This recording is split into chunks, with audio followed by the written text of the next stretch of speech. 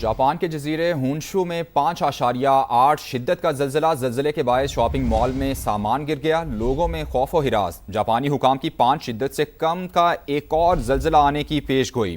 जल्जले के बायस shopping mall में सामान गिर गया। लोगों में खौफ व हिरास फैल गया, जबकि जापानी हुकाम की जानिब से 5 शिद्दत से कम का एक और जल्जला आने की पेश गोई भी की गई है। जापान का यह जजीरा होन्शू, जहां पर 5.8 शिद्दत का जल्जला महसूस किया गया है।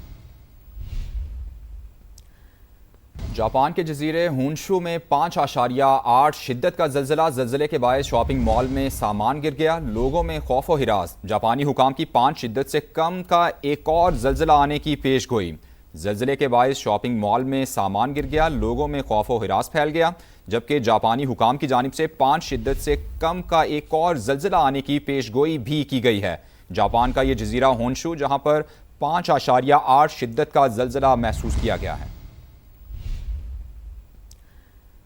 आगे बढ़ते हमको बताते हैं, जुड़वा शहरों में रात के मूसलाधार बारिश। इस्लामाबाद के G6 अंडरपास में पानी भर गया। नाल अलई में पानी की सतह 19 फुट तक बुलंद हो गई। मुलाका इलाकों में अलर्ट जारी कर दिया गया। जुड़वा शहरों में मजमूई तौर पर 70 मिलीमीटर बारिश रिकॉर्ड की गई। इस्लामाबाद के G6 अंडरपास में पानी जमा हो गया। रावलपिंडी में नशेबी इलाके ज़ेर-आब आ गए।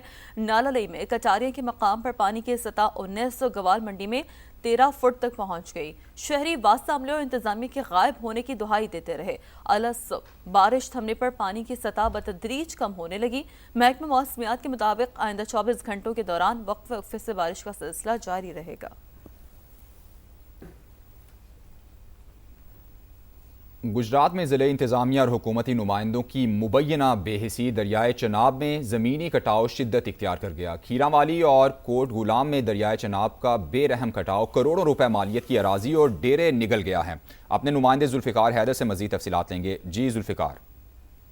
जी बिल्कुल, मैं इस वक्त गुजरात का ये नवाही इलाका है खैरियाँ वाली, यहाँ पर मौजूद हूँ। इसके इर्द गिर्द जो देहात हैं वो है कोट गुलाम और शेखपुर, जहाँ पर दरिया का कटाव जारी है।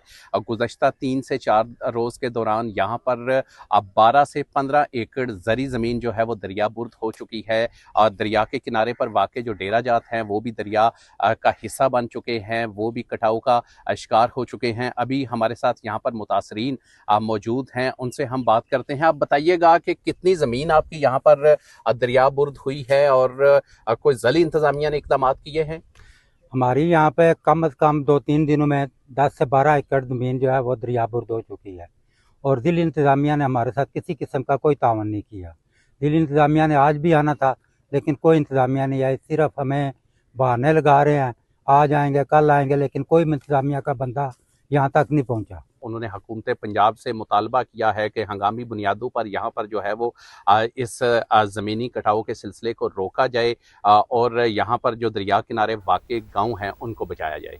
जी, अपडेट्स के लिए शुक्रिया आपका। शकरगढ़ के मोहल्ला ताज नगर और अंतोवाली में कई रोज गुजरने के बावजूद सीवरेज और बरसाती पानी की निकासी न हो सकी। गलियां नदी नालों का मंजर पेश कर रही हैं, जबकि पानी घरों में भी दाखिल होने लगा है। इलाका मकीनों का कहना है कि कई रोज से पानी जमा होने के बावजूद इंतजामिया की जानिब से निकासी आप के लिए इक़दाम नहीं किए गए हैं। मजीद बता रहे हैं नुमाइंदा समा इरफान खान। जी इरफान, बताइए। जी बिल्कुल, शकरगढ़ में वक्फे के साथ बारिश का सिलसिला तो जारी है।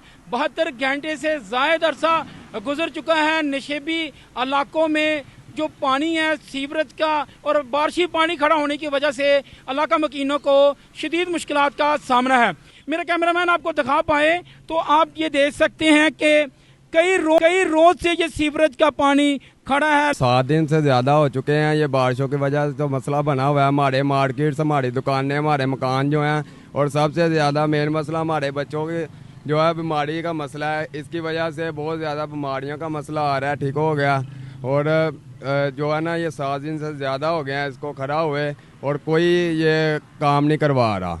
इलाका मकीनों का कहना है कि निकासी आपके लिए जो पुलियां बनाई गई थी उनको बंद कर दिया गया है, जिसकी वजह से इन मोहल्लों में अभी तक पानी खड़ा होने की वजह से यहाँ वबाई अमराज जन्म ले रहे हैं और लोग जो अपने घरों में मशहूर होकर रह गए हैं। जी महंगे फ्यूल पर इन्हिसार कम करने की हुकूमती कोशिशें सारिफीन पर भारी पड़ने लगी हैं। बिजली की पैदावार 20,000 मेगावाट जबकि पीक आवर्स में तलब 23,000 मेगावाट तक पहुंच चुकी है।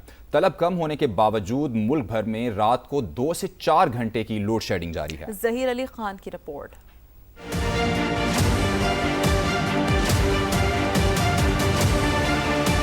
सार्फिन की तेजी के साथ नेशनल ग्रिड से निकलकर सोलर पर मुंतकिली के बायस बिजली की कम होती तलब, मगर इसके बावजूद लोड शेडिंग में कमी न आई। हुकूमत बिजली की पैदावार के लिए महंगे फ्यूल और दरामदी RLNG पर इन्हिसार कम करने लगी तो बिजली के शॉर्टफॉल ने सर उठा लिया।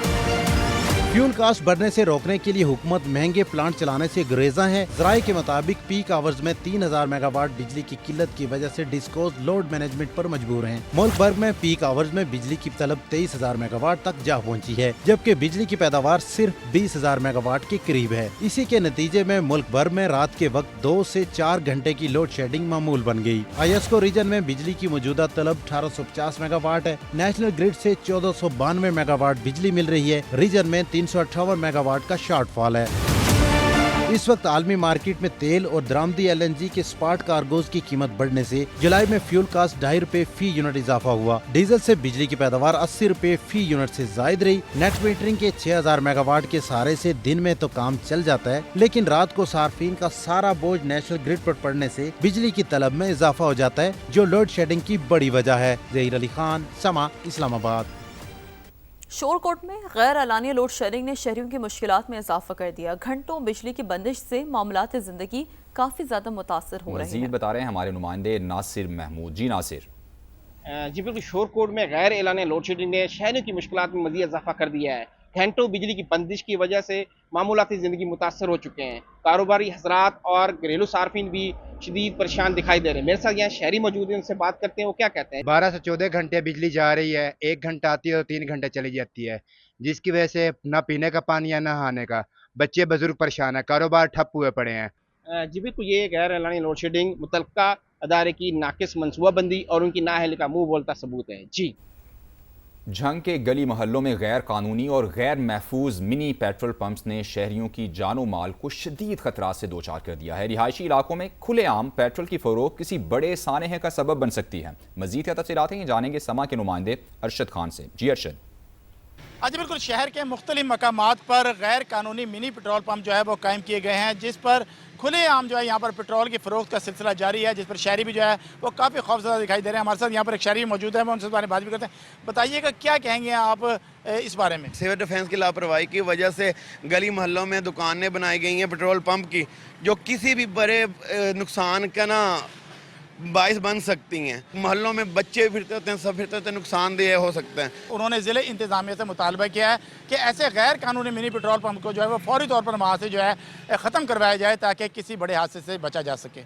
बदीन के नवाही इलाके कठन में मुबैना पुलिस मुकाबले में महरम दल की हलाकत केस में नया मोड़। वर्सा ने पुलिस पर केस से दस्तबरदार होने का इल्जाम लगा दिया। अहले खाना ने मुतालबा किया कि महरम दल की कब्र कुशाई करा के पोस्टमार्टम कराया जाए। मजीद बात करेंगे नुमाइंदा समा अब्दुल समद खोसो से। जी अब्दुल समद, बताइए। जी बिल्कुल, SSP बदीन की जो टीम है वो खुफिया अंदाज से मुबीना तौर पर वर्षा के घर पहुंची है और इस केस से दस्तबरदार होने के लिए कहा जा रहा है। ऐसा कहना है मुहर्रम दल के भाई उमर दल। दूसरी जानिब वर्षा मुतालबा कर रहे हैं कि मुहर्रम दल की जो लाश की जो है वो कब्र कुशाई करवा कर दोबारा जो है उसका पोस्टमार्टम किया जाए, ताकि जो वर्षा का इल्जाम है कि मुहर्रम दल जो था उसे पुलिस मुकाबले में जो है वो नहीं मारा गया था, वो उसको पकड़कर जो है वो उसे गोलियां मारी गई थी। और पुलिस दावा करती है कि मुहर्रम दल जो है वो एक मनशा फरोश था जो मुकाबले में मारा गया है। इस केस की जो समाअत है वो 25 तारीख को जो है वो हाई कोर्ट हैदराबाद में होगी। अपडेट्स के लिए बेहद शुक्रिया आपका।